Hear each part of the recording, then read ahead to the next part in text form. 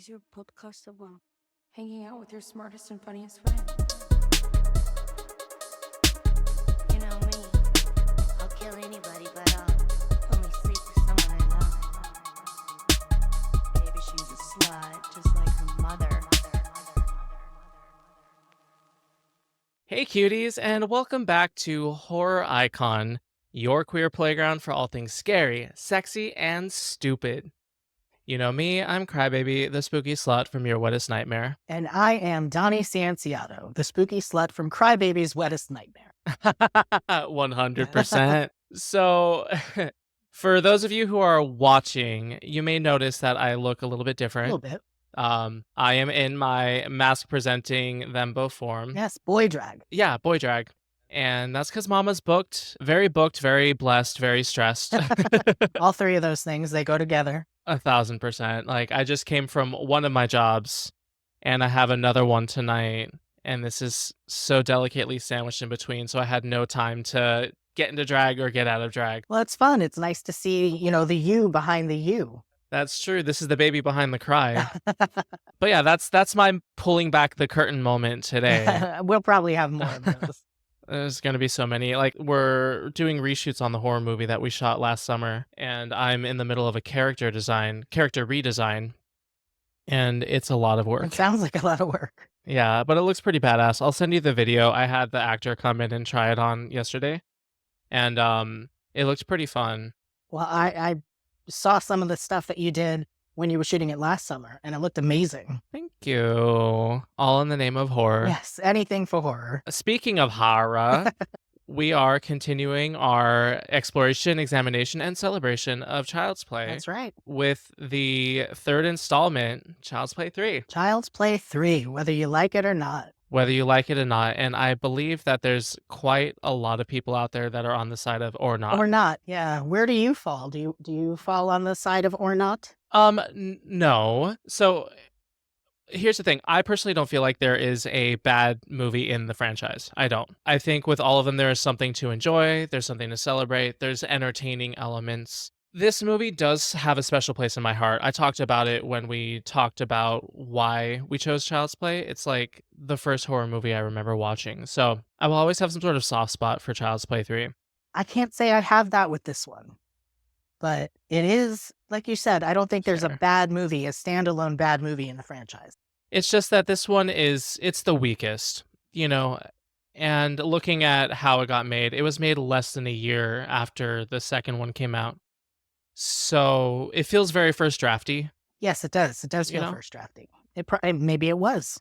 I mean, I wouldn't be surprised. I mean, even just the notion of it taking place on a military academy, that just feels so innately like 90s first draft idea. Oh, for some reason, it was such a popular trope, especially like a military school for delinquent kids. And to set a Chucky movie like in a location like that, it was kind of like they had a whole bunch of things and they picked it out of a hat and said, we're going to go ahead and do this. I'm not against the idea totally, because I do like the exploration of just like this strict, rigid idea of like what masculinity is and what being an adult is. And I think that there is something to play with and explore there. I just don't think that they had enough time to fully flesh it out.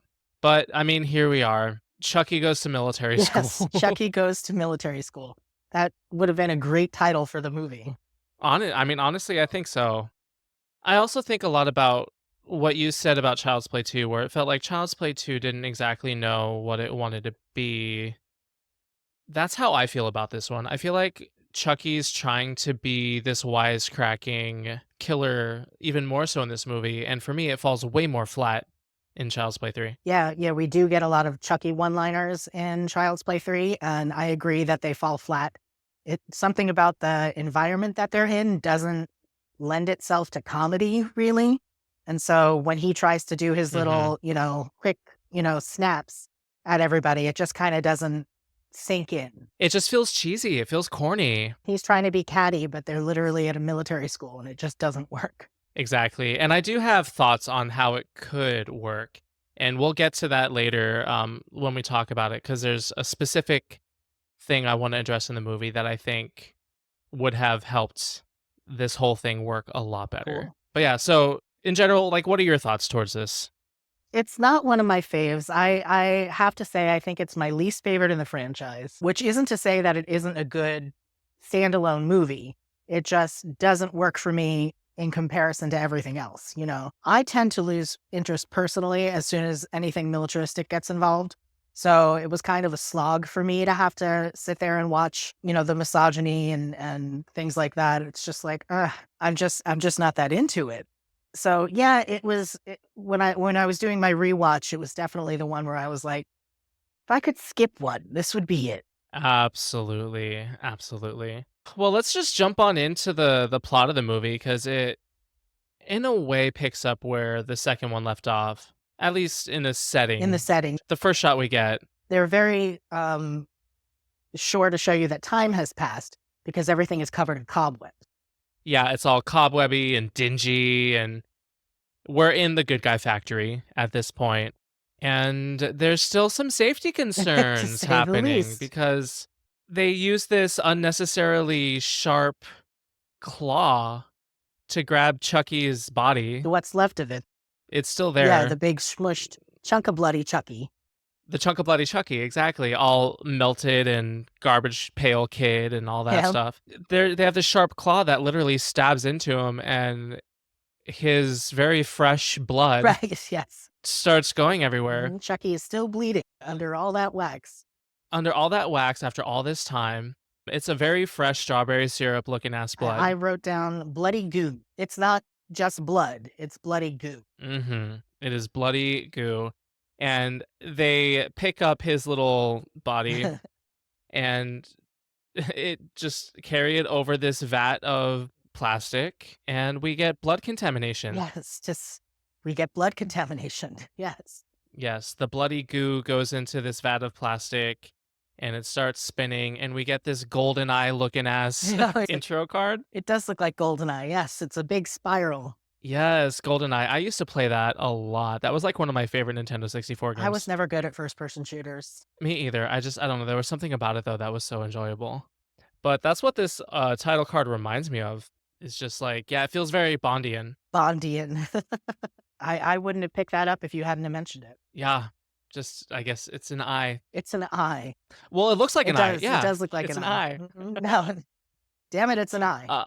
Damn it, it's an eye. But what we do get, something I can appreciate about this film, I think this opening title sequence is pretty cool. You know, it's this parade of just like blood and melted plastic just going across the screen, essentially recomposing Chucky's body. Which, you know, this is the second time that we've put Chucky back together again. And I think after the first time, they would have learned to, you know, not do this. I guess so, but also I think this isn't the same body. It's just his blood was in the plastic, so his soul went into the first doll Oh, that was made from that batch. I Yeah, like that. That's a good way of looking at it. and I think that's why, spoiler, I guess, at this point, we're in spoiler Oh, yeah, territory. definitely. Um, because he's in a new body, I think that's why he doesn't need Andy. Because he's in a new body. Because he recognizes he's in a new body and he introduces himself to a different Mhm. child, and he's just like, I can go here. That's not really covered in the movie. It's not really discussed why he's able to It's literally thrown away in one line. really. In almost a soliloquy. Yeah, because Chucky says it to himself. He's like, I'm in a new body. Oh, yes, he does. And then that's when he goes to Tyler and he's like, I'm Charles Lee Ray. Right, right. So that's it. That's how they explain it. So, yeah, it could have been stronger, but to not get too ahead of ourselves, yes, Chucky is being recomposed. Yes, recomposed. It's pretty cool. It's very clearly one of those things where they recorded something melting and then just played it in Yeah. reverse, which is effective. It's the special effects are pretty sweet. Yeah, very reminiscent of Hellraiser. Hellraiser. Yes, easy for you to say. It's just like the melting and all that. It's pretty cool.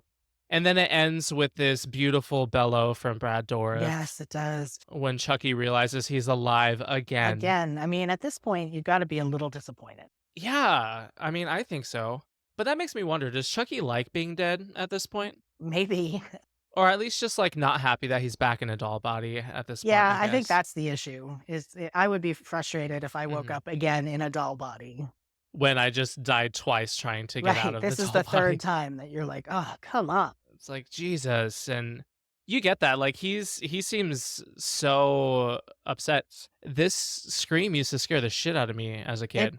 it still makes me jump. I remember I would watch this opening sequence and run away from the TV before he Did screamed. you really? That is so cute. I really How did. old were you? Yeah, little baby. I mean, okay, so this came out in 91, which means you were right that the last one came out in 90, Yeah. so points for Thank Donnie. you. Mhm. When this came out, I was 3. Oh, wow. Okay. I probably watched it because I it was on TV, of course, probably in, like, 95, so I was, like, Yeah, 6, you were little when you were watching it. very, very little. But, yeah, it's, effective, and, like, we get an idea of how Chucky feels, Yes, very early on. and then we immediately cut into this meeting with the bigwigs of the PlayPal company. That's right. We're in a boardroom now, and I love it because almost every single person is smoking. Oh my god, right? It's so interesting to me that smoking indoors was so Oh, normalized, yeah.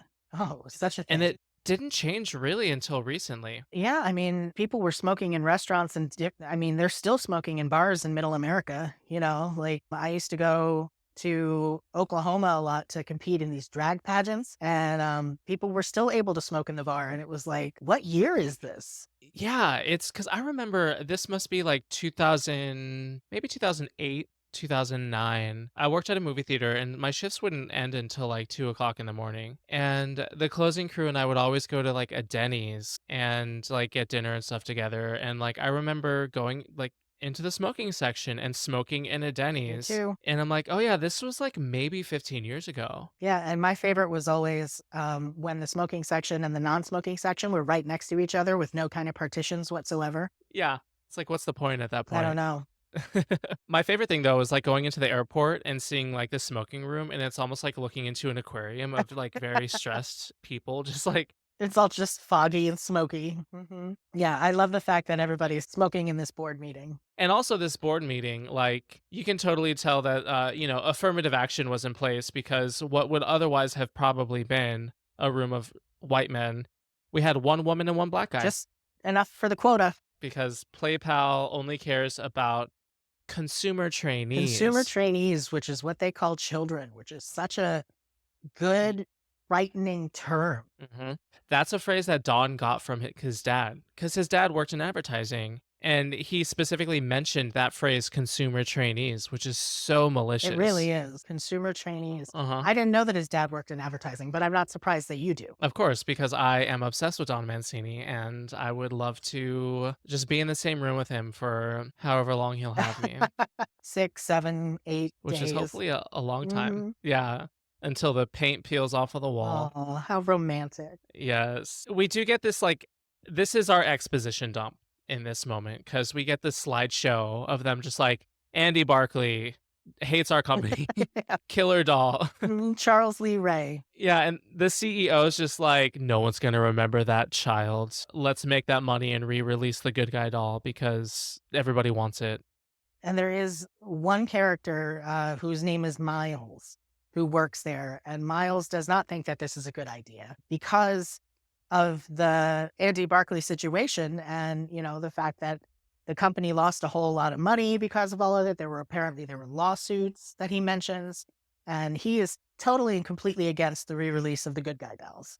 But the big CEO boss guy doesn't really care. Nope, because he just wants his money. And I mean, kudos to this guy for speaking up against the CEO because he was just like, no matter what y'all do, I want it to be on record that I am very much against this. Yes.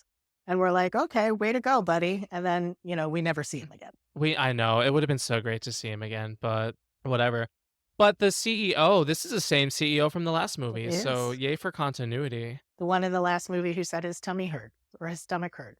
He's back. That's right. Mhm. His tummy Yeah. hurts. A lot more is gonna hurt here. Uh-huh. This is a great sequence. Oh my gosh, this is so fun. This is what I would want from a child's play sequence, just with like this perversion of toys. Absolutely. Yes. We Yes. see the CEO is gifted a good guy doll, like one of the first. I think they say it's the first one off the line They say the first good guy of the 90s. of the 90s. Yes, welcome the good guy of the 90s, who looks suspiciously like the good guy of the 80s. Very I much. can't say anything has changed, but new decade, new good guy doll. Of course.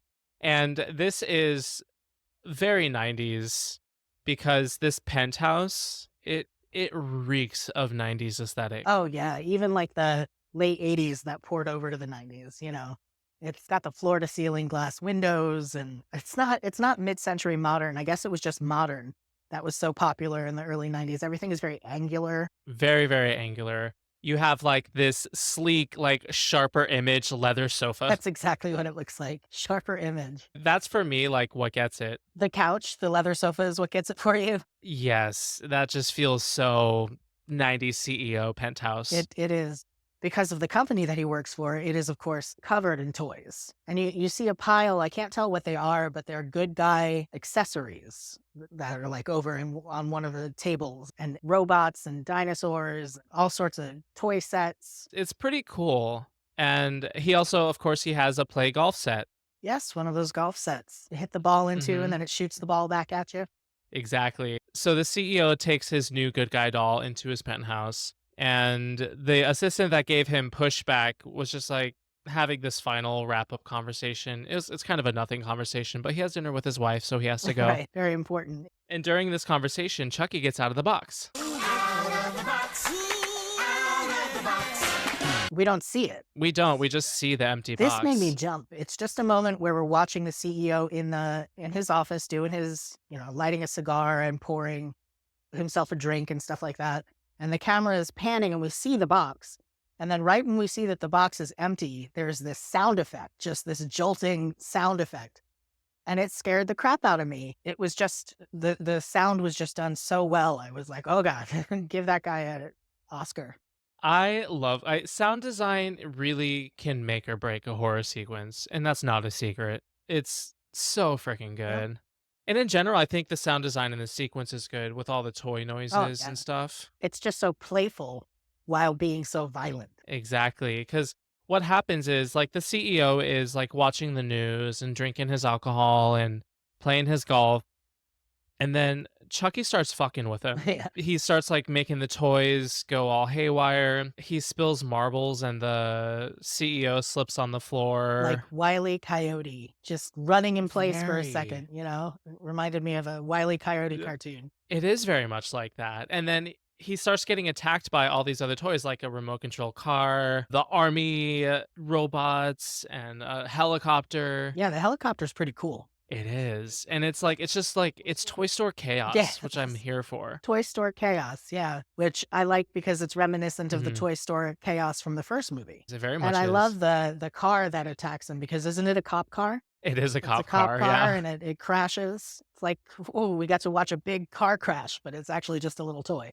But it was a pretty violent crash. Like that thing was going hard. Yeah, that was an intense toy. Yeah, the toy itself, like, it doesn't explode, but it just like it flies apart. And then we get this fun moment where we have two good guy dolls sitting in office chairs, and they're just like having this conversation of like, "Hi, my name is Larry. Hi, my name is Tommy. I like to be hugged. I like to be hugged." And it reminds me a little bit of that video where somebody took the two iPads next to each other. And it's like this app that like does the same thing. It's a call and response, and it's just like, My voice is higher than your voice. My voice is higher than your voice.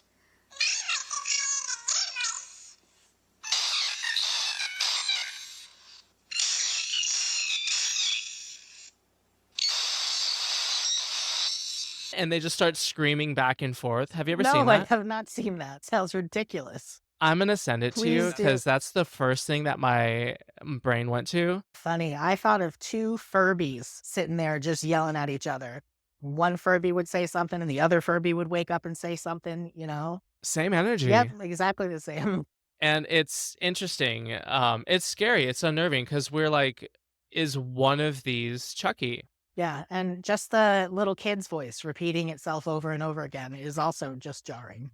And then we find out that neither of these is Chucky. That's right. Chucky is behind this guy, and I think he beats him with a golf club. I believe there's some beating with the golf club. Then there's the this is really cool is the yo-yo. Oh, Chucky gets back to his That's right, roots. goes back to his roots, and we get to see the Lakeshore Strangler do a strangulation death with a toy yo-yo. Very fun. And he even says something about it's nice to get back to the roots, or it's nice to get back to my roots, or something like that. Yeah, just nothing like a good old fashioned like strangulation or something like that. Yeah, something like that. Oh, like the good old days. That's what he says. And Yes. I know you like this, but he's got super feral Chucky face on when all of this is happening. He does. We get a lot of feral Chucky face in this Yeah, one. we do. Pretty much every time there's a death sequence, he's got that crazy look on his face. Oh yeah. And it's so funny because it's so static of a facial expression in this one. As opposed Like it's not as animated, or maybe we linger on it too much in this movie. But that feral Chucky face, it just feels like a mask of just like, yes, it does. That's what and it that's is. it. His mouth's open, but kind of cocked to the side a little bit. Mm-hmm. And I think Exactly, with like angry eyebrows. his first line in the movie, I think it's his first line, is "Don't fuck with the Chuck." Yeah, that's one of those lines where I'm just like, not these one-liners aren't working. Yeah, that's what we're starting with. Like, okay. We haven't gotten to the military school yet, so the movie could have gone in a different direction with these one-liners, but I would say it's a weak start. Yeah, it's not good. Like, for those of us who know Chucky, it's not a satisfying reintroduction. For people who don't know Chucky, it's not an informative, satisfying like introduction. It's certainly not as good as "You stupid bitch, you filthy slut, I'll teach you to fuck with Definitely me." not. Definitely not.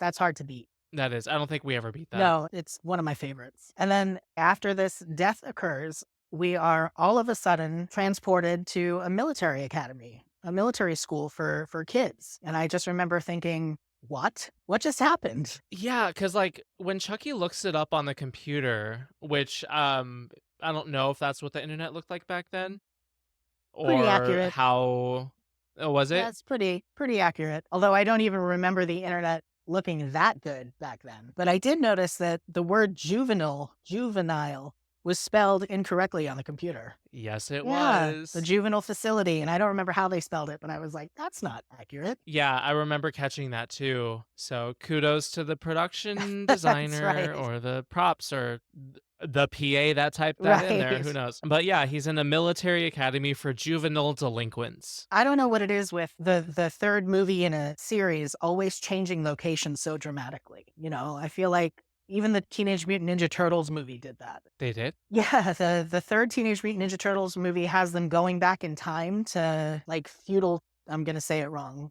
Where do they go? They must go to China. Oh my gosh, you're Yeah, right. is it like we have to keep this series fresh, So let's change things up completely. We'll send Andy to a very homoerotic location. Oh my god. Yeah, I guess that is part of it because they don't want to do the same thing over and over again. We were in Chicago, then suburban Chicago, and so naturally a military academy is the next It's the step next step. because it's fresh and new and different. And we have a different actor playing Andy. So, maybe they figured if they changed a whole lot, we wouldn't notice. Exactly. Because this is the only time in the series where we have like a time jump. Mhm. And then everything else after this point, like they kind of stick to a linear timeline. But, we had like an 8-year jump in the story. And so I think that is part of it. They had to set it in this environment that's also kind of timeless. There wouldn't be any indicators of what era we're in because the military academy just by nature is very like strict, uniform, and you won't have as much of like an outside cultural influence that would give away like, oh, we're actually not 8 years in the future, we're actually in 1991. Right. That's true. You're not seeing what street clothes people are wearing or, what cars they're driving or anything like that. Yeah, it's very insulated. Yeah, but this military academy, I mean, I'm not feeling it No, as a setting. no. And I just kept wondering, how are they going to do this? Yeah, and it's also interesting because I feel like there's a bit of an allusion to Andy really taking what Kyle said, but in a direction that really isolated him and put him in this kind of situation. Taking what Kyle said about how you have to take care of yourself. Yeah, because we get this scene of him with Cochran, who's the head master. What are they called? The leaders of these military troops. They refer to him as Colonel. Colonel Cochran, who is supposed to be like this macho kind of guy, and they're having this conversation, and yeah, Andy is basically just like, yeah, I am jumping from foster home to foster home because I can't trust anybody. Kind of almost like that self-fulfilling prophecy of what Kyle said would happen, and so he like prepared for it, and by preparing for it, ended up happening. Not to put the blame on Andy, but That could very much be it. I just know that lots of kids don't have luck in the foster system. And I'm not surprised that he ended up in a school for delinquents. air quotes around that, Mhm. delinquents. But immediately, this guy Cochran, don't like him. You don't like him? Yeah. I don't. And there's two things. Is one, I think the character himself is supposed to be almost this hyperbolic caricature of toxic masculinity. And I also think that he was miscast. I feel like this guy needed to be tougher. This man almost has a grandpa-like quality about him where he comes off as softer than I think this character should be. You almost want to like him. Almost. And then you listen to what he's actually saying and you're like, Never oh. mind. He's the one that tells Andy that he needs to grow up and not play with dolls and blah, blah, blah, blah, blah. Right. He quotes a Bible verse at him. Oh, does he? Yeah, the one that's something about when I was a child, I had childish thoughts. And when I grew up, I put away such things. I want to say it's Corinthians, but what the hell do I know? Yeah, I don't know. I don't care. Exactly. But he ends up shipping Andy off to Botnick, the barber, Botnick the barber. to get his hair car. Get his hair cut? His hair cut. His hair cart. I like that. He's got To get his hair cut. Yes, and Botnick is a bastard. A bastard? Yeah, a sadistic bastard. Elaborate. I want to hear your thoughts. Well, I happen to find Botnick as a potentially closeted gay man, which is just the feel I get from him. Mhm. Maybe it's the mustache. I don't know.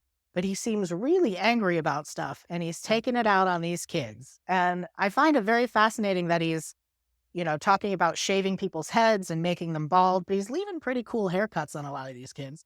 And also his hair is not buzzed. So I have many questions about Botnick. He just seems like he's seen some shit and he's mad about it. Yeah, I have a lot of thoughts about him. First off, he's played by Andrew Robinson, who was in Hellraiser. He was the father. He was the father. Hank, or I don't know his name. So my thoughts on Botnick, he is such a maniac, and his hair fetish is so fascinating to me. The way Andrew Robinson plays Botnick with such a manic, over-the-top, I feel like it's pretty campy. If everything else on this movie was at that same level, it could have worked. Yes. Just this absurd, maniacal, hyperbolic caricature of like masculinity in the military. I think if everything else in the movie matched him, it would have been so much better. Yep, I think you're right, because he does bring a certain camp to a movie that is lacking it in other places. And, we just met Colonel Cochran, who's kind of like a 7, and then we meet the barber bastard, who's like at an 11. Oh, yeah. Yes, and he's enjoying like fucking with Andy when cutting his hair. And while this is happening, we get that good guy commercial or TV show playing on the TV. And this is where we meet Tyler. Little Tyler. Little Tyler, who is also waiting to get his hair cut. Little adorable Tyler. Yeah, I think he's supposed to be in this movie like what, 8? That would be my guess. He seems too old, in my opinion, to be reacting to the good guy commercial the way he does. Yeah. The good guy commercial looks like it, animated for like really little kids, like 4 or 5-year-old. But Yeah. he's just so adorable. And, I call children it. But this is a cute one. And, his reaction, I guess he must be a good little actor because his reaction to me seems genuine. But you're right. I think he's a little too old to, have had that reaction. Yeah, I agree. He is very adorable, and he is, as an actor, I think he is great. I just don't think the dialogue, in my opinion, matches up with how I would imagine an 8-year-old acting. He seems too naive. Yes. Like he'd say something like, "Oh, wow, cool," instead of like, "Oh, gosh, I love that," like, Wow. yeah. Yeah, It's very gosh, golly, gee willikers. it is. And he's very taken by this good guy commercial. And meanwhile, Andy is over there having a PTSD Right. flashback. Yes. Yeah, he's having a flashback. So this is when we kind of see, of course, Andy is still affected, and I think I know where it's going. Little foreshadowing there. And then from here, we get even more. There's so many character dumps happening because we now get to meet Whitehurst, Whitehurst, yes. who is literally in the closet. Yes, tied up in the closet at a military academy. So Whitehurst is a nerd, and we know because he has glasses. Yes, that's how we can tell that Whitehurst is a nerd. And he's going to be Andy's roommate, or Andy's going to be his roommate. So Andy comes in and hears banging in the closet. And of course, he thinks maybe it's Chucky, but it's not. It's just the glasses wearing nerd, Whitehurst. Who was stuffed in there by their, I don't know military titles. See, I'm not good this at guy them either. Sheldon. What is he? Is it Lieutenant Colonel? Is that what they're calling him? Because he's like just below the colonel. I guess. I don't know. I should have written it down. I just wrote down their names. I don't care about I titles. don't care about their military titles either. I wrote the names down. I don't know what. As soon as they start Yeah. talking military, I'm like singing show tunes in my head. I check out. No. Oh, So- Cadet Lieutenant Colonel. I did write it down. Cadet Lieutenant Colonel. Anybody who listens to this who is in the military or cares about the military is going to tear me a fucking part. Probably all two people who are watching this who care about the military. I know. Here's the thing. I don't care. I am very gay. I am very conflict averse unless required. So the military is not something I'm particularly interested in. So I'm going to leave it at that. Ditto. We're alienating two viewers. Sorry, friends. You can still enjoy the movie without that. All you need to know is this guy Sheldon is basically like the RA of the fucking dorms or whatever they're called, quarters. And he's a total douche canoe. An absolute asshat. He definitely has one of those faces that you want to punch. Yes, he does. He has a very, very douchey face. He has like a turtle-shaped lip. A turtle-shaped lip. He does. Mm-hmm. Yep.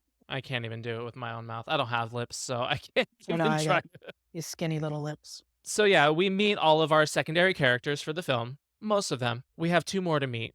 We are now, Andy is in the drill lineup thingy. The drill that they lineup do. thingy, yes. Where Where we finally see Sheldon. and he is, screaming in everybody's face, and he singles out Andy, because Andy's the new guy. And he calls him 2 names that I love. He calls him Dipweed and Nimrod. Dickweed and No, Nimrod. not Dick, Dipweed. Oh, Dipweed. Yeah, whatever that is. What is a dipweed? I'm not sure what a dipweed is, but apparently it was very insulting in 1991. Very, very interesting. I didn't catch any of those. Oh, I was fascinated by this silliness of it, so I wrote them down. Yeah, Dipweed and Nimrod kind of sounds like a comedy duo act. Yes, it does. Welcome to the stage, Dipweed and Nimrod. Yes.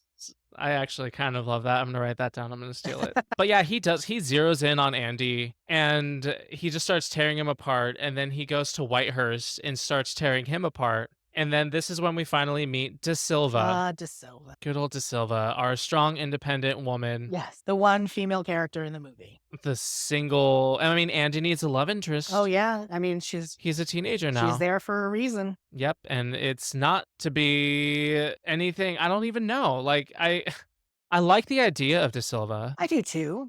She's a tough girl. I can appreciate that. Yeah, because she, kind of defends Whitehurst and Andy because Sheldon is going in on them, and she's just like asshole under her breath. And when he asks her, "What did you say, De Silva?" She's like, "I said you asshole, sir." Yes, she's not pulling any punches. She's not. She's very sassy. She is sassy, and she doesn't seem to care. And then he tells her to drop and give him 20, and she says, 20 what? He says, push-ups. Yeah, she's like, 20 what, Yeah. sir?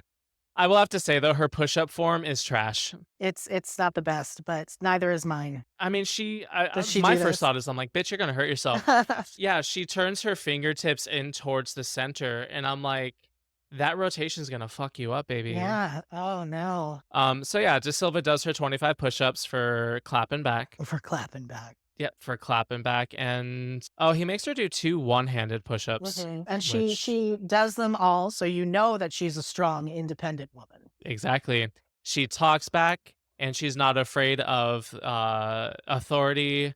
She will take any challenge. Yeah, solid character, I think. I just wish we used her better. I do too. And Andy notices her, and she notices him, so there's going to be a love connection. Yeah, baby. And while all of this happens, we get back with Tyler, Lil Tyler. who is checking the mailroom. And we get a little bit of backstory. I guess the reason Tyler is there is because his father is in the military. And this is like, he's being babysat?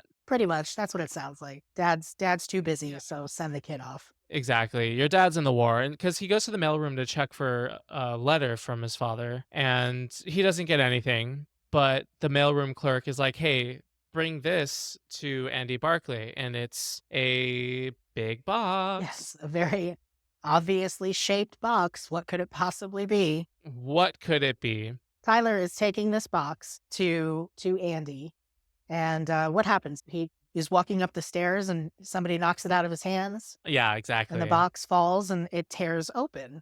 And what does Tyler see in it? But of course, a good guy doll, which makes him very excited. And this adorable child turns into an adorable thief. Who commits a federal offense. That's right, stealing somebody else's mail. And this is one part that I do like when he unwraps the because he runs off to some little, not a secret room, but just Like like a closet. a storage room Yeah, or something. something like that. Yeah. Without missing a beat, Chucky bursts through the box, looks at Tyler, and he's like, "Who the fuck are you?" And it's a good scare, too. This is fucking hilarious. And this is when Chucky realizes that he can put himself in a body that's not Andy's. Right, Chucky has that He has his moment. little soliloquy. Yeah, he's with his little doll hands. I'm pretty sure he literally does that. I think he does like the villain chin I think he stroke. does, too. Mhm. So he realizes he has a new child to take advantage of. Yep. And so he goes up. He's like, "I'm Chucky, but you can call me Charles Lee Ray." Give him the full 3 names. So he came out to this kid, and now he can put himself in the kid's body. It was like, say that very carefully. Yes, that was not the best phrasing. And we get our first attempt at Ade Due Our Dambala. first attempt, of course. And what happens that he's interrupted? Just Corcoran comes in Oh, right. and to do some military thing. Whatever. And he sees Tyler playing with a doll, which of course sets him off because he's like, boys don't play with Yes, dolls. yes, bad. And while this is happening, we have like shooting practice happening with like Andy, and we get this very Ghost Unchained melody moment. It kind of is. Yeah, De Silva comes in and helps Andy with his shooting. And he has this great line where he watches her shoot and he says, "Is there anything you can't do?" It's like, oh, for God's sake, Andy. But yeah, she helps him, stand there and Raging. puts her arms around him while he's holding the gun. And, usually we see this the other way around with the man holding the woman and showing her how to do something. So this is a little fun to have it reversed. She teaches him, to keep both eyes open and just squeeze the trigger, not pull it, and gives him a little rifle shooting lesson. Yep. And it's very flirtatious. And the entire time, like, her lips are right up against his neck like this. And he obviously misses the shot. And she's like, "You're not concentrating." Yeah, she's doing it on purpose. It's like, well, I think so. He's a teenage boy. Right.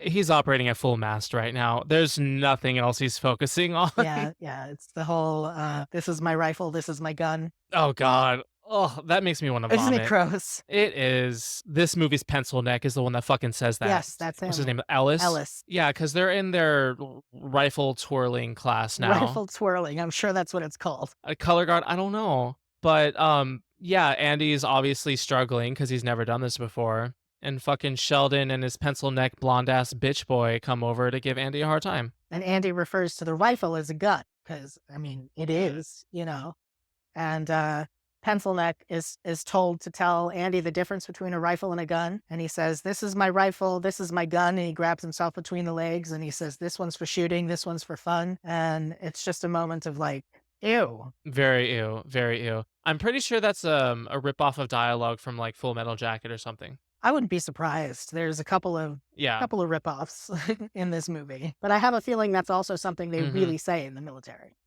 I would not be surprised.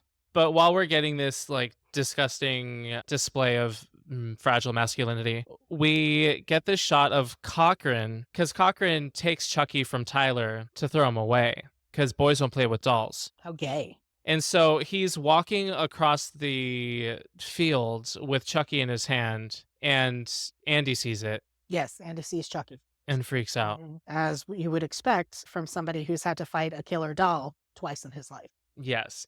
I do have to say, though, Chucky looks high as fuck here. He looks high as... The blank good guy doll face, he looks fucking stoned. His eyes are like half closed. And his mouth is always a little open. Uh-huh. I mean, but who knows? Colonel Cochran is carrying him by his hair, so I don't know. Maybe it feels Maybe good. it's a good thing. Yeah. Yeah. But of course, Andy sees this and freaks the fuck out. Is this where Cochran just tosses him Mhm. directly into the garbage truck? Yeah, he dumps him directly into the dumpster. And this is a sequence that that has stayed with me for a bit. One of the ones that you remember from when you were a kid? Yeah, like with the garbage truck driver. Yeah, it's almost sad, you know? So Chucky ends up in the back of the garbage truck and, the driver does the thing where I don't know much about garbage trucks, but it's all starting to get squished, and Chucky is screaming his little head off, screaming for help. And the garbage truck driver hears him and so, shuts everything down and is panic stricken that there's somebody in the back of this truck. So he's yelling that he's going to help him and he jumps back there himself. And of course, it doesn't work out well for him. And I felt a pang, I really felt bad for this guy because he's just an innocent bystander in Chucky's body count. Yeah, if I were to like rank characters that did not deserve to die, he would definitely be high up on this Yeah, for list. sure. And like again, kudos to Brad Dourif because his vocal performance is so good. And the way he's screaming from the back of this garbage truck, like it's very compelling. Yeah, it sounds like there's real fear in his voice. And I think Chucky is really afraid of dying. Honestly, probably. Yeah, he ends up crushing the garbage man in the back of this truck. And the garbage man's arm is like out and it gets, squished between the door and the metal side of the truck. And there's more of that kind of gooey looking blood. Yeah, just like the very red, gooey. And yeah, everybody that's out there twirling their rifles hears the scream and they find the body. And I think this is when Andy is just like, fuck. Yeah, it's happening again, Andy. Sorry, buddy. And now there's guns. 100%. How exciting. So it's like later on in that night, Andy and Whitehurst are in their room, and we see Whitehurst shining Sheldon's shoes Yes. Which, again, because Sheldon's a bully. Sheldon's a bully, and it's a little, I think, homoerotic. I guess so. It's a little dom sub for me. I can see that for sure. I didn't even think about that until you mentioned Well, it. the whole military thing, just in general, is kind of queer to me. So I might be reading into it and seeing it where it's not, but for me, it's just everywhere. I don't disagree. And actually, now that you mentioned that, I did write down, and again, if this is problematic, let me know. I wrote down, is Whitehurst gay? I don't think it's problematic. I feel like Whitehurst might be queer. I can definitely see that. I mean, the fact that he's kind of the one that gets picked on. I mean, I wouldn't be surprised if part of that was because he was being read as gay and all the bullies zeroed in on that. Yeah, there must have been something because I wish I wrote down more. But yeah, there must have been something about this scene. And maybe it is that Dom sub vibe that you got from this moment. But it read to me as like, Yeah, you had a little reason to write aversive. it down. Yeah. And while this is happening, we see that Chucky is hiding in the trunk. In the blue trunk, yes. Not like the trunk of a car, in the blue trunk, Yes. like a clothing trunk. I used to have exactly that trunk that I found at a thrift store somewhere and used to keep costumes in, not killer dolls, but that would have been cool too. Yeah. I guess costumes are like more fun. You get to use them a I little don't know, longer. Chucky's kind of fun. Yeah. And isn't there some foreshadowing here that happens with a pocket knife? There is. So Andy's like playing with a pocket knife and he like sets it on his desk and he's unpacking all of his stuff. We do get a photo of him and Mama Karen. That we do. We get to see Mama Karen. I miss her so much. Yeah. I miss her so much. And Andy does too, obviously. But yeah, he's playing with the pocket knife. He sets it down. And I guess Chucky grabs the pocket knife and hides under the bed. Oh yeah. It's that we've talked about this before. The slicing of the ankles. It's your favorite. Yeah. It's a big ick of mine. For those of you who have been listening, just makes me very uncomfortable. My question with this is, it looks like Chucky slices him, but it doesn't seem like Andy responds in a way that he got sliced. Yeah, it's Especially if it was the Achilles tendon. Oh, he would be down and out, You're right, because he definitely gets him. Yeah. He definitely makes a slicing motion and gets Andy. But I don't know, maybe it's more of a stab or it's not deep enough or something. I mean, Andy reacts to it. Maybe it was the shoe? I don't know. Yeah, because I'm like, if that knife went into Andy, he wouldn't be able to walk for the rest of the movie. Right, he'd be out. Like with where it looked like it went, yeah, he'd be fucking gone. It would be like Judd in Pet Sematary. That's right. Ugh. If anybody here hasn't seen Pet Sematary, Yeah, it happens. Achilles tendon slicing. It's very uncomfortable. It's a big ick. But yeah, Chucky does it, and that's his attack. And Andy falls backwards, and Chucky spots a Playboy in A his playpen. fucking suitcase. Oh, was it a playpen? Playpen, which I think is a combination of a Playboy and a penthouse. I don't know that a playpen was a real thing. Oh. A playpen, yes. When you had to get your porn from a magazine. Yeah, and again, it's just an indicator that Andy is older because Chucky even says, "Andy, how you've That's grown." right. But then Chucky does this stupid thing where he reveals his plan to He Andy. does. He explains the whole thing, and then he has, I don't know if it's Mhm. a good line or a bad line. I can't decide.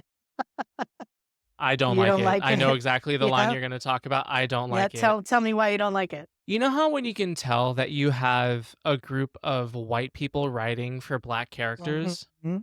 It's very much that. Yes. That's the vibe that I get from this line. And Chucky says, "Chucky's gonna be a bro." And I think he even does this with his hand. "Chucky's gonna be a bro." I don't like I it. had to do a little rewind and be like, "Did I just hear what I thought I heard?" Yep, that's what he said. Okay. And you're right. It's clearly a bunch of white people writing, you know? Mhm. And Andy doesn't like it either because he starts beating the shit out of Chucky. And of course, this is Mhm. interrupted by fucking Shelton. Shelton. I don't know if it's a D or a T. Me either, actually. Well, that guy, I think I wrote down both too. I have a D and I have a just to T. make it nice and confusing. Yeah, Yeah. Sheldon Shelton. enters and sees Andy beating the crap out of a doll. And that in turn ends up scuffing up Sheldon's shoes that Whitehurst worked so hard on. Unforgivable violation. Well, and then Sheldon's just like, all right, well, you're my new, I think he even says like, you're my new slave or something like He that. does. Something along I those think I have a lines. new slave or something like that. Yeah. So he ends up taking Chucky and he said that he's going to give it to his little Yeah, sister it's because her birthday's kind coming of up. a raggedy doll at this point, but sure, give it to your little sister. Yeah. I mean, if you want to steal from people and give that to your loved ones, go for it. Sure. It happens all the time. So Andy goes hunting for Chucky that night. And, he knows that he's in Shelton's room. So he sneaks in there and he can't find the doll. But of course, while he's in there, Shelton wakes up. Yeah, it's actually kind of funny how it happens too, because Chucky sneaks up on Andy and scares him while he's investigating, and Andy jumps into bed with Yes, he Sheldon. does. It's so funny, and Sheldon freaks the fuck out. And he makes everybody in the entire, I don't know, platoon, class, one of those words, go outside and march in the rain, even though it's about midnight. Yeah, they do the little rain circles. Rain circles. It's a good way of putting it. And it's the same thing from the second movie where everybody gets punished because nobody knows who took, what is it? Who took the knife or who took the, It was the doll. He's just like, what'd you do with the doll, Barkley? right. And when we're in the room, is this where we see that the knife is missing from the wall? So Yeah, it's a pretty badass knife it's like too. a straight up Rambo knife. I used to have one just like it. Oh, did I you? did. And then I sliced a finger really, really badly and sold it. Not the finger. I sold the knife. I was like, no, not for me. It's like, yeah, I just sold my finger. Hey, for the right price, In this economy, if you had to get rid of one of your fingers, which one would you get rid of? probably the ring finger on my left hand. I was just thinking that same Were thing. you? I'm not using it. I'm not using it. I'm right-handed. Yeah. You still need your thumb and your pinky, Ring finger's not Mm-hmm. that important. Yeah, and I'm also thinking like if I'm doing makeup, that's the finger that I use the Mhm. least. Like, All right, cool. Final answer. yep.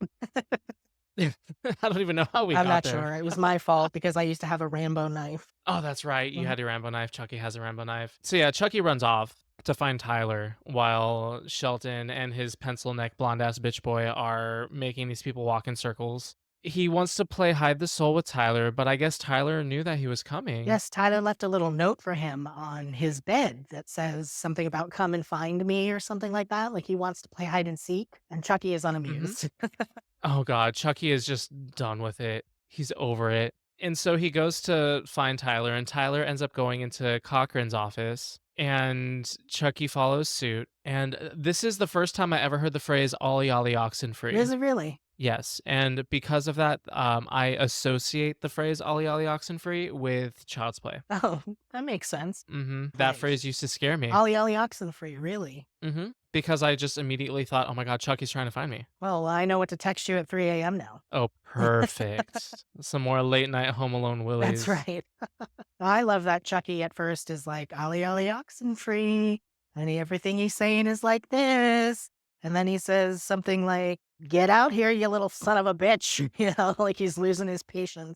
You and I wrote that "Get down out here, too. you I little fucking son of a love it. Get bitch." out of here, you little son of a bitch. Mhm. I just love how quickly Chucky devolves into just like saying such terrible things in front of Yeah, oh children. yeah, he has no filter. It's so funny.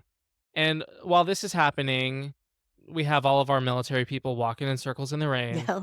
and doing their stupid little punishment exercises. This is where Andy tells Whitehurst that Chucky is alive. And then while all of this is happening, De Silva and the other one The woman other woman whose name I'm not sure girl, we ever get. I don't think so. She's just a 90s redhead with a top pony. They break into Cochran's office so that they can read Andy's file. Yeah, they're doing investigative journalism That's right. because De Silva is interested in Andy, and I guess because of that, she wants to break into his file. Yeah, It's and also wild. probably isn't legal, but who's keeping count? Yeah, who cares? This franchise is full of violations. Yes, it really is. If you can break into the colonel's office and his filing cabinet isn't locked, I mean, you just get what's coming to you. Yeah, she's lurking on Andy's file and happens to be interrupted by a noise in the closet before she reached the news article about the murderous doll. Right. She only sees that he was in foster Just care. in time. And she says something like, "Oh, that Hmm. explains it," or something like that. And then the noise in the closet turns out to be Tyler and Chucky. He's holding Chucky with him. Of course, there's something about like adults and like grown ass people who lose their shit when they see a good guy doll. They're like, "Oh my god, this is so cute. Oh my god, he's so fun." Yeah, the girls get a little girly over this doll. It was how people were with Cabbage Patch dolls or Pound Puppies. Anything that was really. Do you remember Pound Puppies? Oh, you got to No. look them up because they were What's a cute. pound puppy? It was just a stuffed dog. It was a stuffed Oh. animal that had a little like heart tattoo, just a little heart on its butt, like on the side of its butt. And they were ridiculously popular. They had a Pound Kitty spinoff, and there was a TV show and probably a cereal because there was a cereal for anything those days. But yeah, people Mhm. would lose their minds over these things. And that's what these girls do Interesting. over this good guy doll. They think he's just so cute. They think he's so cute that they put lipstick on him. Yeah, Mhm. they're putting Chucky in Yes, drag. they do. And Tyler is not happy about it. No, you're making him look The entire stupid. time he's just like, "No, stop. Hmm. You're making him look like a wuss." Yes, a wuss, he says. And then Yep. the all fun and games are interrupted by the colonel returning. So everybody runs out just in time. They hear him coming, they leave Chucky, and they run out just in time. So when the colonel gets back to his office, there's the good guy doll that he's positive that he threw away, except now he's wearing lipstick. And Chucky ends up jumping out with this big ass Rambo knife, and we get the static feral Chucky face. Mhm. Yes. We get a kill that I love in idea. I love in theory. I don't love it here. Okay. And I think it's because of my thoughts about Corcoran's casting. Okay. How so? I would have enjoyed him because he dies from a heart attack, everybody. He gets scared to death. He has a heart attack. And Chucky's just like, "You gotta be fucking kidding me," Yeah. which is kind of funny. I would have enjoyed the fact that Corcoran had a heart attack had he been cast as not this soft grandpa feeling guy. I would have thought that it would have been so much more fun and poetic if it was this like macho, manly man who has just like seen so much in war and blah blah blah blah blah and nothing scares him, and then he ends up dying from a heart attack because he's scared to death from this killer doll, you know? Yeah. Yeah. They end up saying something about how he served 2 tours in Nam and then just drops dead. So you're right. I can't imagine the actor that they've cast as him doing 2 tours in Nam. It just doesn't work for me. But yeah, if No. it had been a more masculine, bigger dude, then it's somebody whose death you can root for, But you're right. I like Mhm. the death in theory, the idea of somebody being scared to death. That's fun. But yeah, I have to agree with you about the casting. The casting is just not the best for that. And also just I do have to laugh at that line where they're like, "He did 2 tours in Nam and then he just drops dead. It doesn't make sense." And I'm like, I mean, that's kind of how death works, Right, right? Like You do all this stuff, and then you die. and then one day you die. Like, it doesn't matter. Like, 2 tours in Nam doesn't mean you're immune to having a heart attack. Right, and he didn't just drop dead. He had a heart attack and died. Exactly. And it's just so funny to me that, like, in a way, I guess that is kind of a funny little wink about how this hyper masculine perspective works, where it's just like, oh, you did this thing that's so brave and you died? What? Yeah, you're supposed to be 10 feet tall and bulletproof. It's You're not just supposed to die. exactly. So I feel like that is kind of a wink, but I don't know. The only thing that we forgot to mention, which isn't particularly important, is that the Colonel dropped Chucky in the garbage can upside down, and that just made me laugh. Like, it's like a little wastebasket. Oh yeah, he does drop him into the garbage can upside down. And then he disappears from the garbage can and jumps out and scares him. But for some reason, seeing Chucky upside down in this little wastebasket, it made me giggle. It is funny, especially knowing how big his head is. Right, exactly. And the wastebasket is like half the And then size we all know of him. how I feel about Chucky feet. It's the little Chucky feet kicking. That's really funny. I'll cut that in there. Okay. Yes, because that has to be part of the lore. Right. He has a line, I think, after the lipstick where he says, "This means war," which always reminds me of Bugs Yeah. Bunny or Daffy Duck. Of course, you realize this means war. They used to say it Oh. all the time. Definitely where I know the phrase from. Yeah, I feel like that's one of those phrases that just was everywhere in the 90s. This means war. If anybody did anything that was mildly insulting to you, This means war. this means war. Yeah, that's another one of those lines that's just kind of cheesy to me. I want to like all of them. I really do. The one-liners don't do it for me, but his lines like, "Oh, you got to be fucking kidding me," when the Colonel is dying of a heart attack. That's funny, but it's also not really a one-liner, Yeah. He's not trying to be funny in that moment. He's legitimately pissed off that he didn't get to stab this guy, Reacting. Yeah, So it's just the one-liners that don't ring true to me for some reason. agreed. Agreed. All right, so we are in the next morning now, Reveille. and they are having breakfast to honor. Oh, wait, what's it called? Reveille, that horn. Reveille? It's called Reveille. Oh, Yeah, that guy. oh. Is that how that's pronounced? I hope so. Yeah, Reveille. I'm not a scientist. I don't know these things. Either way, they're eating breakfast to honor their dead dude. That's right. That's right. And fucking Buzz McGee, what's his name? Botnick. Botnick. This is very cruisy.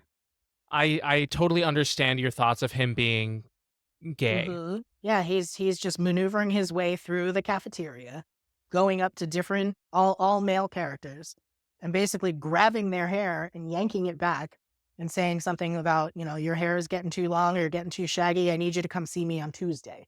And then the next guy he goes over, he pulls his hair back and calls him Fabrizio, which is interesting because he doesn't look Italian at all. And he says, "I'll see you on Thursday," So each guy, he's pulling their hair, and there's definitely like, okay, buddy. And then he ends up at Whitehurst, whose hair is a little shaggy. It says, "Come see me right after lunch." Again, like his heightened manic performance, I really enjoy. And I do see that like cruisy feeling. It really does feel like he has some sort of hair fetish. Yes, it really does.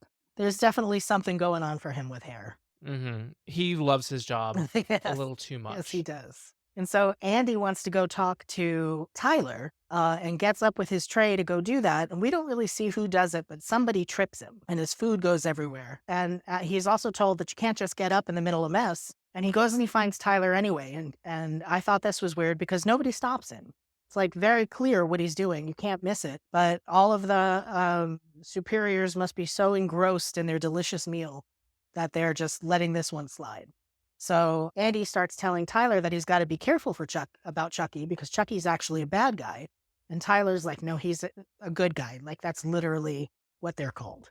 I think it's so funny. And again, this is one of those moments where I'm like, Tyler is too old to be acting this dumb. Yeah. I'm sorry. Yeah, it would be more appropriate behavior for like a 6-year-old, but that kid's got to be 8 or 9. But yeah, he doesn't want to believe Andy. Tyler says something like, "You're just jealous because he's my best friend now," or something like that. Right. And then Andy does what you do to children in danger. You give them a weapon. So he gives that pocket knife to the little boy. Here, take this. What you do to know? children in danger. Yeah. Yeah. This will be good for Go you. run with it for a little That's bit. right. And then we cut to Botnick. He is giving Whitehurst his haircut while simultaneously degrading him. Yes, very true. Again, fetish. And then he has like I feel like this is his one-liner.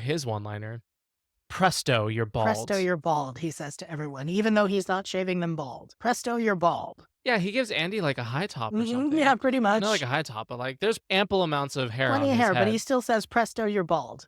To each their Maybe own. he thinks What is language? He must think he's funny. Probably. Mhm. Oh my god, I can't believe I wrote this down. Okay, so here's the thing. I love a slutty mustache, and I do like Andrew Robinson. I think he is a talented actor. Also, just mind you, I was watching this at like midnight last night, so I was very tired. Okay. I wrote down, and I quote, I'd totally sleep with him. He could shave my back while we get down. That's amazing. Thank you for sharing that with us. We all really needed to know that. Listen, I mean, it's kind of two birds with one stone. Like, I don't like shaving my own back. It's annoying. You're going to learn a lot about me. My mom used to shave my back for me. Oh, really? Yeah, when I was in like my early 20s and living at home. Hey, what are parents for? Yeah. But now I'm shaving my own back because I'm a strong, independent woman. That's right. Congratulations. But being the opportunist that I am, Might as well. I'm attracted to Botnick. I love the mustache. And he likes shaving, so he would certainly enjoy shaving my I back. think, like you said, two birds, one stone. Yeah, so I forgot that note was in That's there. hysterical. Yeah, and he has that moment where he's trimming, it looks like he's maybe trimming his mustache or nose hairs or something. And we get that, Mm-hmm. that concern that something's going to happen and then the scissors are going to go up there, like Chucky's going to jump out and get him or something. But no, just a fake out. I love a good fake out because Chucky is currently in his supply cupboard. He is. And he goes in there, he's sweeping up and cleaning up after his most recent haircut. And he goes into the little supply cabinet. And what does he find but Chucky with smeared lipstick on his face? And he says something about that haircut isn't regulation. So he is so obsessed with hair that he's talking to a doll about it. He immediately goes into role play with this doll. Yes. Yep. And he puts Chucky in his little barber chair and pulls out his clippers. We have this fun moment where the clippers just keep getting closer and closer and closer to Chucky. Very stressful. Very, very stressful. And then Chucky ends up grabbing a razor from the side of the Yeah, chair. it's like a straight razor that's tied to the side of the chair. Another safety precaution. Something tells me that Botnick doesn't care much about safety. Yeah, I would agree with you on that one. Yeah. But then Chucky's just like, I'm not getting my haircut today. And he goes like this and just slits Botnick's throat. Yeah. I'm kind of sad about that. You'll have to go through a grieving period. Yeah. I just also like, say what you want. I do feel like Botnick is like this movie's most interesting character. And so I'm just sad that he had to go so soon. He definitely has the most personality out of everybody. He does, yeah. He takes up a lot of screen space. Yes. When he's there, you're paying attention. Mm-hmm. And then Chucky decides to co-opt Botnick's catchphrase. Right. And he says, Presto, you're dead. Mm-hmm. Which is kind of satisfying. That's one of the few one-liners where I'm like, okay. You let that one slide? I'd let that one slide. Yeah. Because that's not Chucky trying to be all one-linery. That's Chucky, like, I don't know, salt in an open wound. He's like, you have this stupid catchphrase, and I'm going to throw it back at you. I'm going to use it. Yeah. Presto, you're dead. And then Whitehurst returns. I'm not sure why. And he sees Chucky there, and Chucky looks at him and says, boo. And it's quite funny the way he says boo. This is a fun moment. And see if I can get the body language right. Because he's standing all weird like a doll, and he's like, boo. Like the way his whole body, he's like, boo. It's weird. It's cute. It's fun though. It is cute. It is cute. Yeah. It is a cute boo, actually. It's a cute boo for a killer doll. Whitehurst doesn't think it's cute though, because he runs the fuck out. And now he knows it's true. He knows it's true, and he also bitches out though. Like, wouldn't you saw a dead body, girl? Like, you saw somebody dead in a chair. Right. And you're just gonna go line up with the rest of your like classmates in the yard and not say anything. Just go on about your You're not day. gonna alert anyone. Yeah, he just goes on about his day, and everyone's like, Whitehurst, what's going on? Like, why are you so upset? He's like, I don't want to talk about it. Don't. Yeah.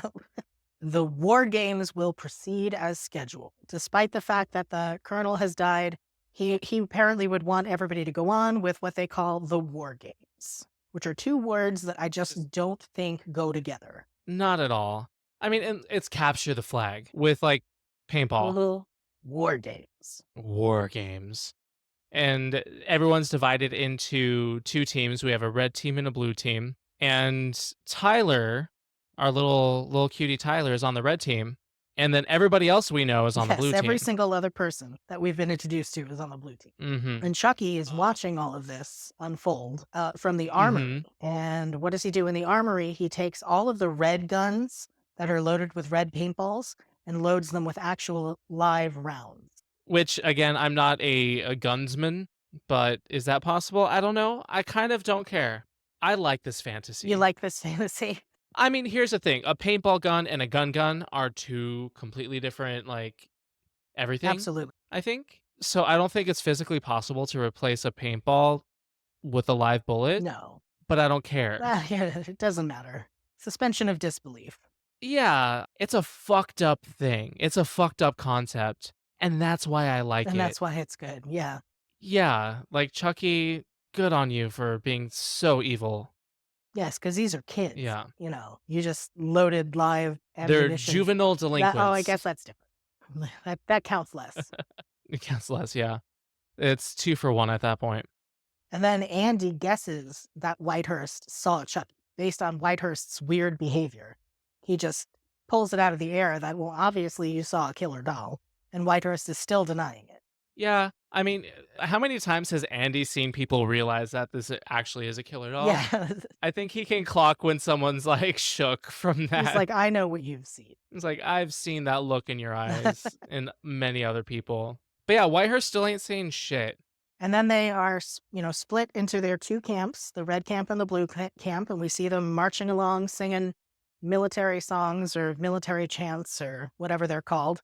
It's not show tunes.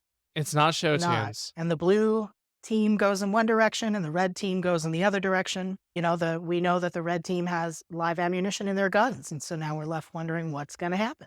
And this is when I started falling asleep. I'm not even lying, actually.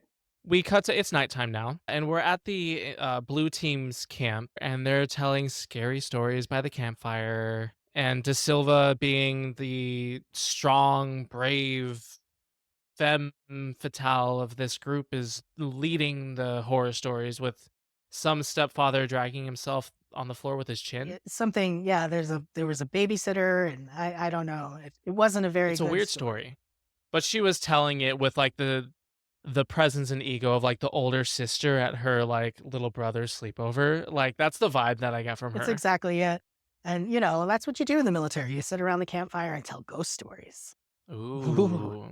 So, yeah, Andy gets up from this campfire and De Silva follows him. And they have this little moment in the woods where she tells him her first name, which I believe is Kristen. And he tells her that his name is Andy. And they walk to kind of like the side of a hill. And we see in the distance a carnival. Looks like maybe a traveling carnival with big rides and lots of lights and spinning things and stuff. And they have a moment where Andy says something like, it's hard to imagine that places like that exist where people just go to have fun. And then, of course, they kiss. It's a very overdramatic. They both turn their heads so the camera can see them, but it's like this weird open mouth, like young people kiss. It's not very pretty to look at. No, and all the while, it's so funny because Chucky's lurking and watching. He's spying. Something about watching two teenagers make out makes Chucky say, I really got to get out of this body. He does say that. I'm like, was he horny? Like, does he want the touch of a woman again? Is that what that was all about? Yeah, I think It Chucky's was weird. I think he's a little jealous. Watching two teenagers make out, you think he'd say something like, ew. But for him, no, it triggers jealousy. He wants to fuck. Yes, he does.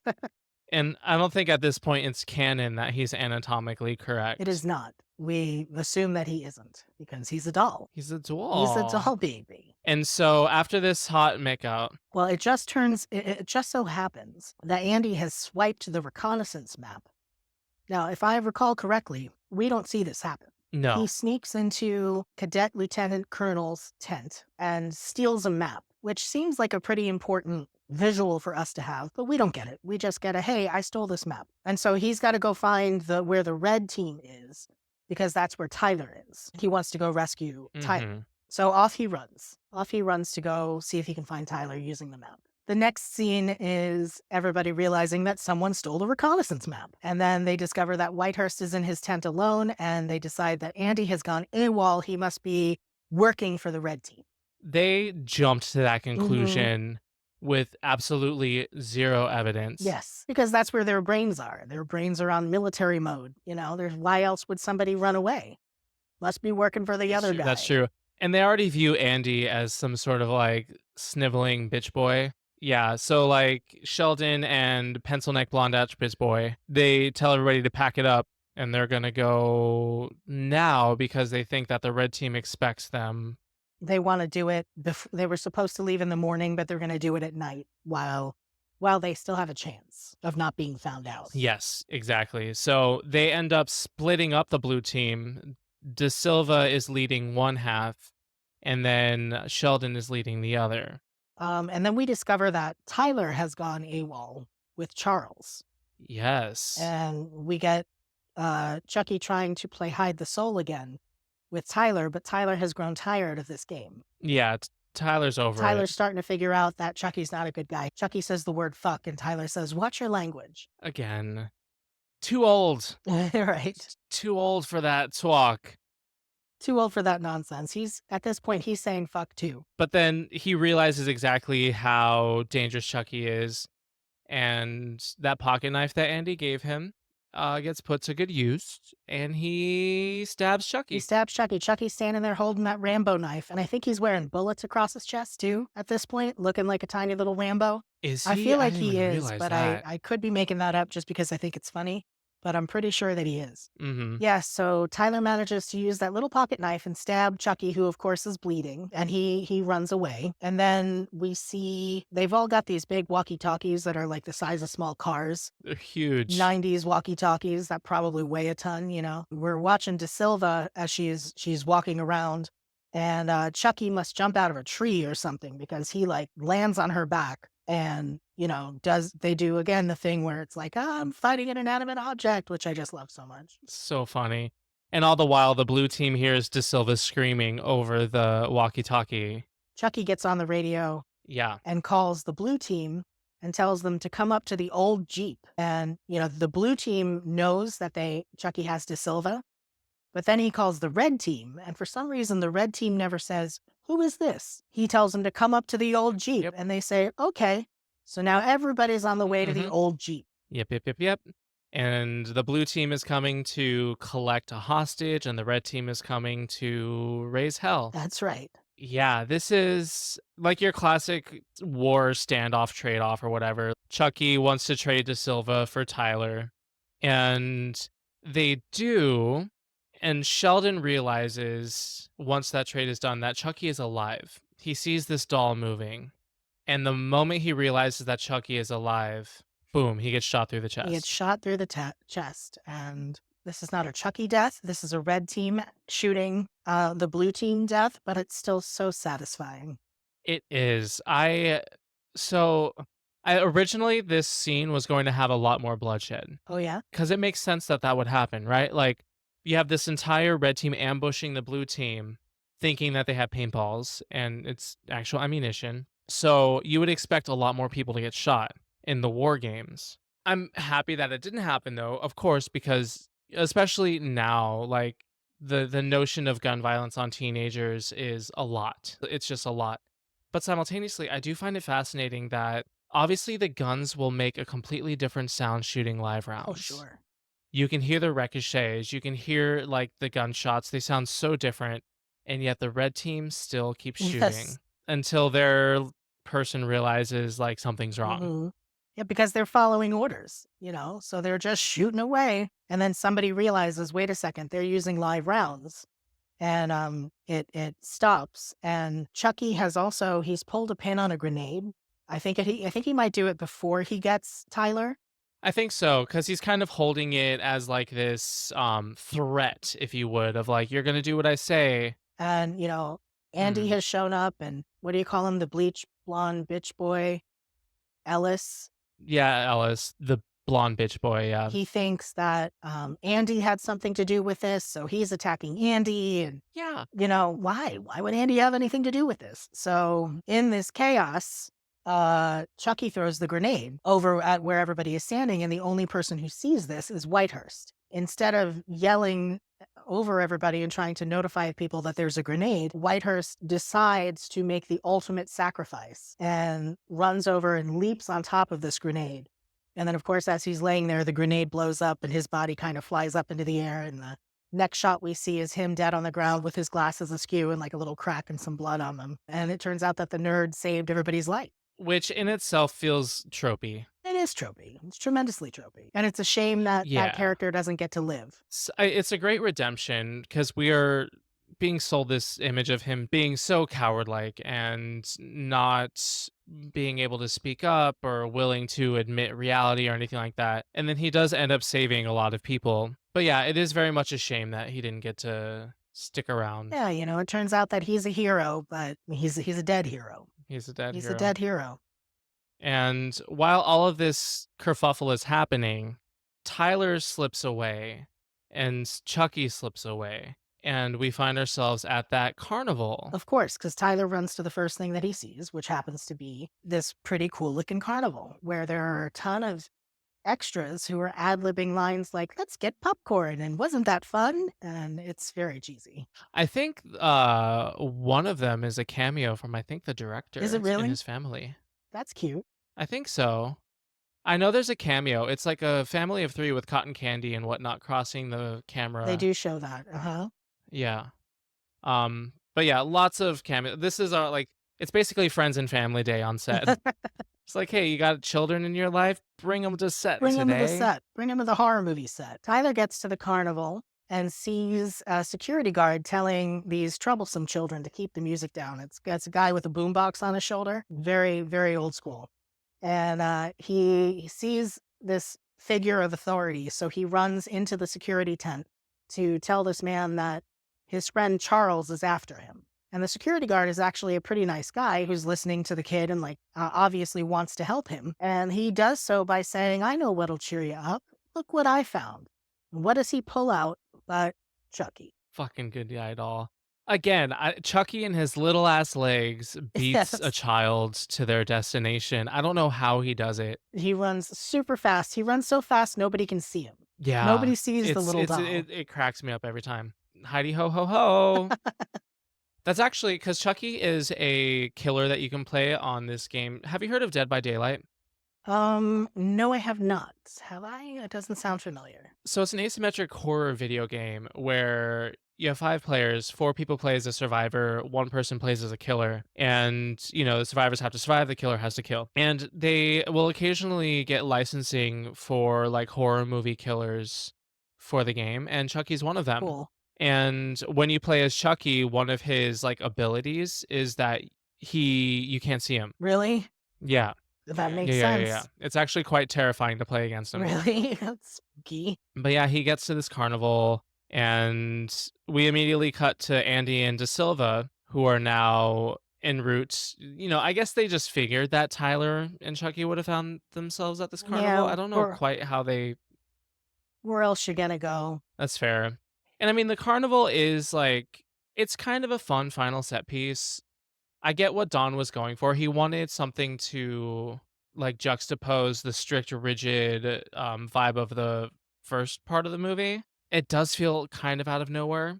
Yeah, I mean, it's really interesting to go to the carnival with all the bright lights and the sounds and the music after having been at this drab military academy for so long where everything is, very dark in color and it does feel a little forced. I agree with you on that, but I like it. For some reason, I'm like, I totally buy that there is a carnival in the middle of nowhere with all these people at it, no cars. I'm willing to accept it. I will accept that. But De Silva and Andy go into this lost and found tent where Tyler was with this friendly security guard, and they find the security guard dead. With a little bullet hole. The tiniest bullet Yeah. hole. Just a little dribble of blood. It's teeny tiny because Chucky's got that little gun that makes huge sounds, huge bullet sounds. The biggest of sounds. because like they end up going into this is kind of a fun set piece. We are back in the world of OSHA violations, though. Yes, we This is are. not a safe ride. Should not be running. Something about the final act. Yeah, Yeah, the final act is always like a safety the violation, final act violates OSHA every time. but it's pretty cool. It's almost like a haunted house roller coaster. Yeah, it's a haunted house, but you sit in a little car that goes around a track. I would totally fucking ride this ride. Oh my God, me too. And it must be huge because once they're inside, this thing is absolutely massive. Gargantuan. So many nooks and crannies. All the nooks and crannies. Hmm. Chucky has done that thing where he hijacks a person. So he's hijacked Tyler and makes him run into the very foggy and scary haunted house. And Chucky has a gun at this point. He's got that little gun. Yeah, which I think he got from the Lost and Found. I think the security guard guy must have had it in the room or something in a drawer because when just it was in the drawer. yeah, the drawer. It was in the drawer. The drawer. Well, it's funny because he opened up the drawer to offer Tyler some gum, Right. and there's like rubber bands in there. There's like some toys, and then there's a gun. There's a gun. Like, there's a single gun in this Lost and Found. You gotta hold on to it just in case anybody comes back for it. Right next to all the True. lost rubber bands. And when De Silva and Andy find the dead security guard, De Silva takes his actual weapon off of his hip. It's a little it's pretty big. It's a 6-shooter. So now they have a gun as well. Mhm. Yes, we're all loaded up and ready for That's action. right. And then De Silva and Andy follow them into this haunted house, which is, again, tremendously cool. And they're hunting for Chucky. And as all of this is happening, Chucky opens fire and hits De Silva in her leg. Yeah, and it's so funny because De Silva is trying to shoot Chucky back, and she's supposedly like a really good shot. That's right. Like she's really good with guns, and she keeps missing. I think she fires like 2 or 3 rounds Mhm. and totally misses. And then Chucky, one shot right to the knee, she's done. Yeah, with his little doll hands. I mean, who knows? Maybe the Lakeshore Strangler was also a skilled marksman. Who knows? But this is basically, I like to think of this as the Gale Weathers treatment, Yes. where it's like at the beginning of the 3rd act, the supporting character gets shot and just like sidelined for the rest of the movie. She's out of danger. Yep. They need to do something with her to get her away. So, we'll just shoot her and they tie a tourniquet on her leg, which is very bad for you, by the way. Really? Yeah. A tourniquet can end up cutting off the blood flow to the point that you end up needing like the leg removed. So Ooh, yeah, okay. you shouldn't, unless you're ready to have the leg removed or you're going to die. Not usually a good idea, but I'm not a doctor. So I'm just a retired EMT. What do I know? Well, that's good to know. I'll be sure not to tourniquet. Yes, try not to. Unless absolutely have unless to. you absolutely have to. But they've put a tourniquet on her, and now you can kind of forget about her. You can just put her in the back of your mind, and you don't have to really worry about what De Silva's up to. Yeah, because she has a reason to no longer be there, but you know that she's not dead. You know that she's not dead, exactly. And so they go into the next portion of this haunted house, and this is where all of our safety violations live. Yes. So, first off, there's this giant Grim Reaper that has a giant scythe that is on like a sensor or a timer or something, and it swings down whenever a cart comes by. As Tyler's trying to escape from Chucky, he falls into this like hole in the scenery, and like one of these fake rocks his leg falls in, and he gets stuck. And Chucky catches up to him, and this just so happens to be underneath where the fucking scythe swings down. And as a car goes by, the scythe swings down, and oh, it's so cool. Half of Chucky's face gets sliced the fuck off. Yep, it's pretty cool. This is so gross. It's a pretty cool effect. Yep, one side of his face just completely It's gets so sliced cool. off. I love it so much. You can see there's mechanics there. You can see the mechanics of the doll, but it's also bloody because he's, turning into a real life, I don't want to say human, but something like that. So it's just this messy, gooey deliciousness. Yeah, it's good job on the designers for that. It looks so sick. Yeah, it does look. Yeah. And when this happens, Tyler is able to very easily get his leg out of that hole all of a sudden. And he climbs onto this flying piece. This, I don't know if it's a bat. Yeah, or it's something, but it's this big thing that's I think attached it's like to a wires. demon. Yeah, it's something spooky. And he manages to just swing onto it like it's a little horse, and it carries him up. And he rides the thing and ends up on the top of this, like, is that the Skull Mountain? called it Skull Mountain because it looks like a bunch of skulls. Yeah, it does. It also kind of reminds me of do you remember the show Guts? It was like an obstacle course on Yeah, Nickelodeon. I do remember that. And they had this mountain that you had to climb that had like all these explosive elements and stuff. It was called the The Crag. crag. Oh, That's what this yeah. reminds me of. Yeah. Okay. Yeah, that is very similar to what it is. Because this does have like steam elements and stuff. And my favorite thing, we've talked about this before. Whenever we have Chucky like hitchhiking something, you always see his little legs kicking. Right. And he, as Tyler is riding this demon thing up, Chucky is dangling from the bottom and his little feet are Little kicking. feet are going. That is so cute. As cute as a It killer is doll really can be. cute. And when he gets to the top, Tyler, this struck me as amusing because he gets up to the top and this demon bat thing that he's riding turns around, like swings a bit in a circle, barely touches him, knocks him right out. Like he just falls unconscious. Right the fuck just, out. And, just like boop and out. So now he's completely Mhm. at Chucky's mercy. And so Andy finds his way into this and he almost gets hit by a cart Mhm. and he goes underneath the tracks and everything. And this is when he sees a very large human sized fan Right. spinning so rapidly, uncovered. Right. It's just raw to the world. Yep. Probably the biggest OSHA violation in this movie. But yeah, to me, it was like a helicopter blade, which made me think of Yeah. war, which made me, kind of goes with the movie. It was like this Vietnam flashback helicopter blade. I can see that actually. It is very reminiscent of a helicopter braid. Even the sound that it Yeah, makes it is very sounds like copter. very helicoptery. And it's like this fan's only purpose is to make it look like there's fire. Yep, the fabric. It's like a sky dancer. A sky Yeah. dancer, yeah. Unnecessarily dangerous. But also foreshadowing. We have to have an idea of what's going to Mhm. happen. Very much so. And it does kind of heighten the stakes a bit more because it's like anybody could fall into it. Except for De Silva because she's gone. And then we get one of the best parts of the movie, which is we finally get the chant that we've all been waiting for, and we get one of the longest versions of that chant that I remember hearing. This is when you get to see that a good chunk of the incantation is in like French or Creole. And we get the mashed potato clouds. The mashed potato clouds. You can tell special effects haven't made that much of a jump between the late 80s and the early 90s. They're pretty much the same thing. But I do love the mashed potato clouds with the purple lightning that goes through them. And so Andy is trying to climb this skull mountain to get to them. And he ends up falling down and trying to climb back up and falling down. And then he realizes, oh, I have a gun. Right.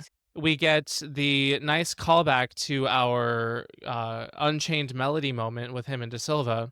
And he shoots off Chucky's arm. Blows his arm right off at the shoulder. Chucky falls back. And Andy is able to get to Tyler. There's so many names. Andy gets up to Tyler and wakes him up.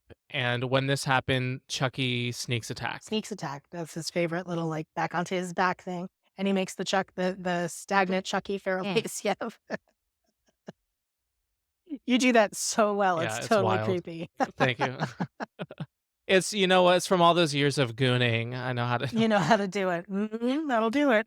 What ends up happening, though, is Tyler falls off the side of the mountain and is dangling simply from Andy's grasp. And he's about to potentially fall into this giant OSHA violation. And The big old fan. the big old helicopter fan. I believe, correct me if I'm wrong, he passes the tiny pocket knife that we've seen several times throughout the movie. He passes it up to Andy, who is able to, I think he cuts Chucky's hand off. Yeah, very easily. Yeah, just in a very Star Wars moment, and just cuts his hand off, and then Chucky falls. He like chucks him off of him too. Like he cuts it and then just boop. Because now Chucky has no hands to hold on. Exactly, poor thing. He lost that possibility. So yep, he gets tossed down into the big spinning vortex of death. Yeah, and we get this fun little slow motion shot of Chucky falling, and it's so dainty because he has no hands, so his sleeves are like flapping past his stumps and like his hair is blowing in the wind. It's kind of cute, I'm not gonna lie. It's so gross, but it's also it's cute. And Chucky hits the fan and immediately explodes. Like blows the fuck up. Yeah, he hits the fan and just kind of goes instead of really getting caught in the fan. Yeah. And there's even like explosion sound effects. Yeah, very warlike. That's true. Very, very warlike. And then from here, similarly to Child's Play 2, it very rapidly wraps up. It absolutely does. Andy, Like De Silva's in the ambulance. he pulls Tyler up, and then we see De Silva getting into an ambulance, being loaded into an ambulance. And Andy gets put in the backseat of a cop car. And I think he says something to De Silva, like she says, "Are you going to be okay?" And he says something like, "I've been here before," and gets put in the cop car. Cop car drives away. Movie ends. That's it. Movie's over now. Here are the credits. Yeah, you know what? I don't think endings are a strong point of the first three movies. Mhm. Or I would say maybe the second and the third one at least. Very abrupt. Yeah, they're very abrupt. It feels like no real resolution was written. So they just kind of like threw in a couple of lines of dialogue and said, "That'll do it." We need to go, we need to be in That's it. post production now. So we got to wrap this up. I mean, less than a year from like inception to release is Yeah, insane. for sure. And they were just Like churning that's them just out. it's wild to me. Yeah, just churning out these Yeah. movies because they were doing well. But this one wasn't really received that well, which is why I think we have such a large gap between Child's Play 3 and Bride of Chucky. And why I think there's such a different feel and element to this movie and then the next one, which is just like total camp. I have a lot of thoughts about why that is, and I'm going to tease the listeners a little bit and be like, you're going to have to tune in to our Bride of Chucky episode to hear my thoughts on that. But yeah, that's Child's Play 3. Overall, we kind of know how you feel about it, but what elements of this movie do you think are innately queer, if any? Do you think there's anything queer about this movie? Anytime there's any kind of toxic masculinity, there's an undercurrent of queerness or fear of queerness. So this movie does strike me as a little, homoerotic, and it's little moments here and there where you're like, "Ooh, that seemed kinky." But at the same time, I think those things are, although they're inherently queer, they're not necessarily intended. It's just the culture that comes with the military, if that makes sense. No, I get what you're saying. This has the potential to be very subversive and have strong queer undertones, or at least, very intentionally challenge this masculine patriarchal system. I don't think it's quite there yet. It could have gone there, but I don't think it quite gets there, where it's more of a commentary on toxic masculinity, this idea of boys not being able to play with dolls, or this is what a real man does. I feel like it could have gone in that direction, but it's not Yeah, there. it didn't. The most queer thing that I think about this movie, I don't think it's intentional, but I think, sorry, my man Botnick, there's something about that performance that is very cruisy, and, there's this fetish feeling to how he operates. And is it a positive depiction? Not really, but I do think that there is some sort of queer campy undertone to it. Yeah, I will definitely agree with you on that. But overall, it's most certainly not the gayest movie No, of the certainly franchise. not. Arguably, it's the least. Yeah, probably is the least gayest. Yeah, it's kind of a mess. It would have been so easy to gay it up. Yeah, I think so. I mean, but then again, I'm also thinking like the time that this movie was made, I don't know if it would have ever gotten there. Right. Today, of course, it would totally go there. But yeah, after Child's Play 3, I think it's like 7 years until we get the next Child's Play Yeah, it's movie. a big chunk of time. Yeah, and then at that point, like this is the last of Child's Play, because from here on out, it's all of Chucky. Right, right. Do you know why they Mhm. changed the title? My thought is because they realized that this movie is evolving to be more about Chucky. We are now entering the post Scream era of horror. And, you're going to get a lot more meta. You're going to get a lot more self aware. And I think that the creators, and especially Don, realize that people are going to be watching these movies for Chucky. Along with it shifting tonally, we also shift point of views.